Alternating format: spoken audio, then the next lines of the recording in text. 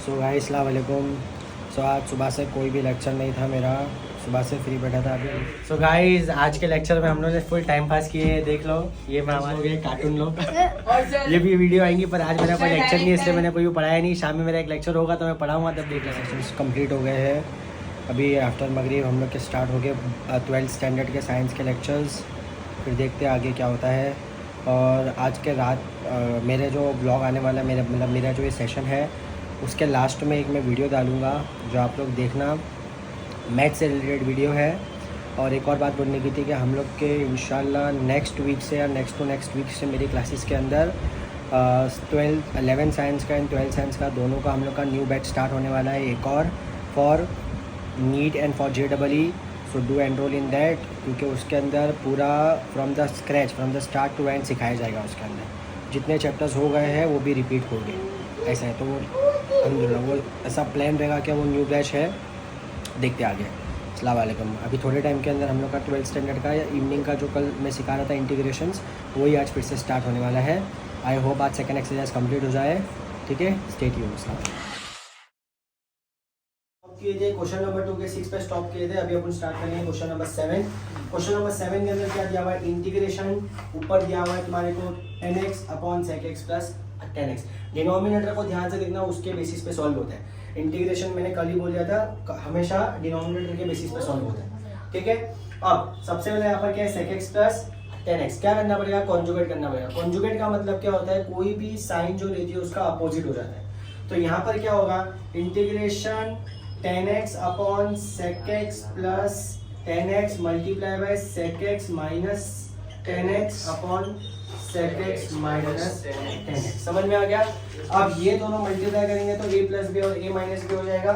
Integration 10x multiply हो जाएगा sec x minus 10x upon a plus B, a minus B का formula क्या होता है, a square minus b square. तो ये हो जाएगा sec square minus 10 square x, और यहाँ पर आ जाएगा dx। इसके बाद क्या हो जाएगा, ये जो टर्म है वो इसके साथ मल्टीप्लाई हो जाएगा, ये जो टर्म है वो इसके साथ मल्टीप्लाई हो जाएगा। Integration 10x sec x minus 10 into 10 square x upon sec square x minus 10 square x equals to 1 dx। तो तुम्हारा डिनोमिनेटर नेक्स्ट स्टेप में हट जाएगा, क्योंकि 1 है। इसके बाद इस पे सेपरेट लगेगा और इस पे सेपरेट लगेगा। तो integration 10x sec x minus integration 10 square x dx। समझ में आ गया यहाँ तक का।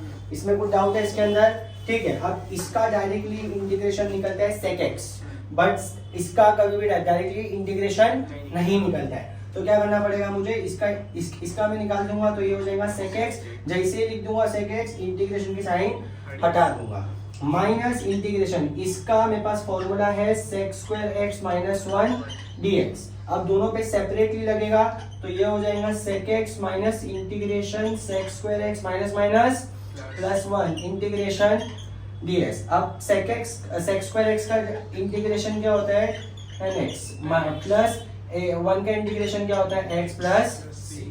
समझ में आया। सो ये क्वेश्चन बहुत इंपॉर्टेंट है, फटाफट। अभी ये सम सॉल्व करने के लिए देखो, इसमें कोई भी डिनोमिनेटर नहीं है, इसमें कोई भी डिनोमिनेटर नहीं है, तो इसका ट्रिक तुमको फॉर्मूले से आएगा। अब यहाँ पर तुम्हारे को लिखा हुआ है sin 2x। sin 2x मतलब sin 2 थीटा, तो 2 sin थीटा cos थीटा, ये इसका फॉर्मूला होगा।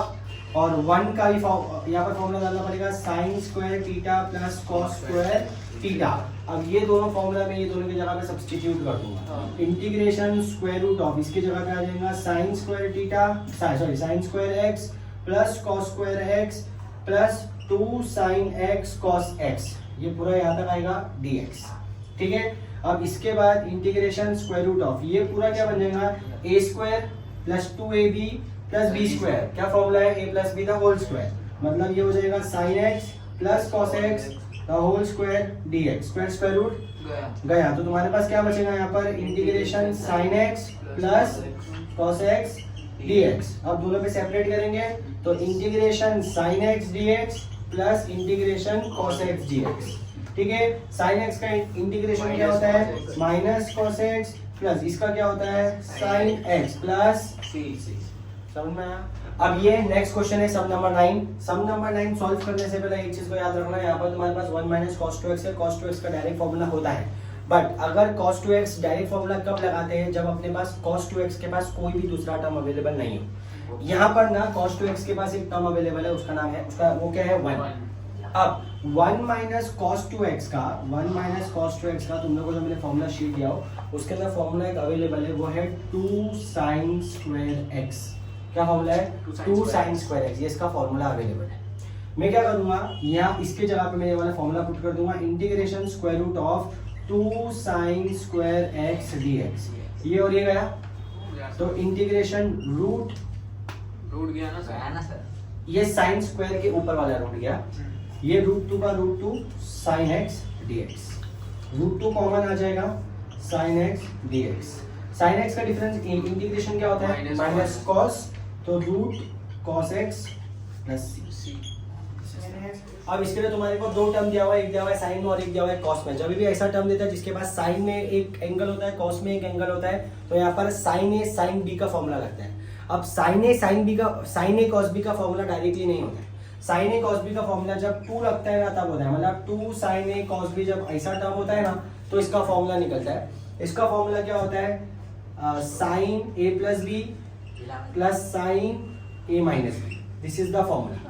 ओके, अब ये फॉर्मूले को अपने को ये एंगल्स में सब्स्टिट्यूट करने का है। अब सबसे पहले ना यहाँ पर अपने पास क्या है?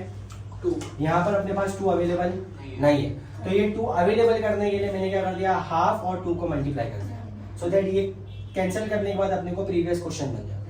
ये हो जाएगा sin 4x, ये हो जाएगा cos 3x dx। अब ये टर्म ये फॉर्मूला में कन्वर्ट हो गया। अब अपने को ये फॉर्मूला लगाने का है। अब इसमें एंगल ए और एंगल बी, क्या एंगल ए और एंगल बी, समझा?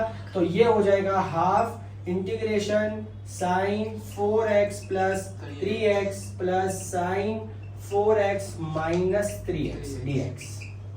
ठीक है, अब हाफ का हाफ इंटीग्रेशन, ये हो जाएगा sin 7x, ये हो जाएगा sin x, ये हो जाएगा dx। अब हाफ का हाफ ये हो जाएगा इंटीग्रेशन, सेपरेट कर दूंगा, sin 7x dx plus integration sin x dx। समझ में आ गया? क्या किया? इसके बाद हाफ, अब साइन का इंटीग्रेशन क्या होता है? माइनस कॉस, तो ये हो जाएगा माइनस कॉस 7x। एक चीज हमेशा याद रखना, अगर एंगल में x है तो इसका डिफरेंशिएशन अपने को डिनोमिनेटर में आएगा। 7x का डिफरेंशिएशन क्या होता है? 7 1 जा 7 प्लस इसका क्या हो जाएगा? माइनस कॉस x, और x का डिफरेंशिएशन 1, तो अपॉन 1 आ गया, प्लस c। अब चाहिए तो तुम यहाँ भी स्टॉप कर सकते हो, या तो तुम थोड़ा सा और इसको फाइनल कर सकते हो, इसको मल्टीप्लाई कर दो और इसको मल्टीप्लाई कर दो, तो ये हो जाएगा minus cos 7x upon 14 plus minus minus cos x upon 2 plus c। So guys, अब आज तुम्हारे को मैं 2 हैक्स बताता हूँ मैथ्स को क्लियर करने के, IIT और JEE के लिए। मैथ्स के अंदर क्या जो सम्स होते हैं वो डिपेंड करता है उसके पूरे फॉर्मूलेस पे, उसके पूरे एल्गोरिथम्स पे। अगर तुमको मैथ्स को एकदम अच्छे वे में और इजी वे में अगर सॉल्व करना है तो सबसे पहले याद रखना, हमेशा फॉर्मूला को सीख लो। आफ्टर फॉर्मूला, एक बार तुमको फॉर्मूला समझ में आ गया तो हमेशा फॉर्मूला हर जगह पे काम नहीं आता है, मेथड्स भी काम आता है। तो उसके बाद फॉर्मूला को कहाँ यूज़ करना है, कैसा यूज़ करना है, वो भी बहुत इंपॉर्टेंट चीज़ है। थर्ड चीज़, एल्गोरिथम। मैथ्स का कोई भी सम करने के लिए एक ऐसा एल्गोरिथम बना लो कि तुमको उसका स्टेप्स पता होना चाहिए, और स्टेप्स को तुम एक छोटे वे में लिख लो, सो दैट जब तुम सॉल्व करोगे तो तुम्हारे को दिमाग में रहेगा कि उसका ये, इसके बाद ये स्टेप आता है, इसके बाद ये स्टेप है। इस तरीके से तुम लोग के मैथ्स के पूरे डाउट्स क्लियर हो जाएंगे। एक और चीज़ याद रखना, सबसे इंपॉर्टेंट चीज़ होती है मैथ्स के अंदर, मैथ्स में थियरी 30% होता है, और जो एक और चीज़ याद रखना, मैथ्स में जो थियरी 30% होता है और प्रैक्टिकल 70% होता है। तो हमेशा मैथ्स के सम को प्रैक्टिस करते रहो, तो ही तुम लोग का मैथ्स एकदम प्रॉपरली बनेगा। तो गाइस, हम लोग का 3.1 कंप्लीट हो चुका है पूरा। सो कल से हम लोग 3.2 सेकेंड एक्सरसाइज स्टार्ट करने वाले हैं। सो आई होप तुम लोगों को समझ में आएगा सम्स, और बाकी के सम्स अगर नहीं समझ में आए so then do join my offline batches. Okay, stay tuned.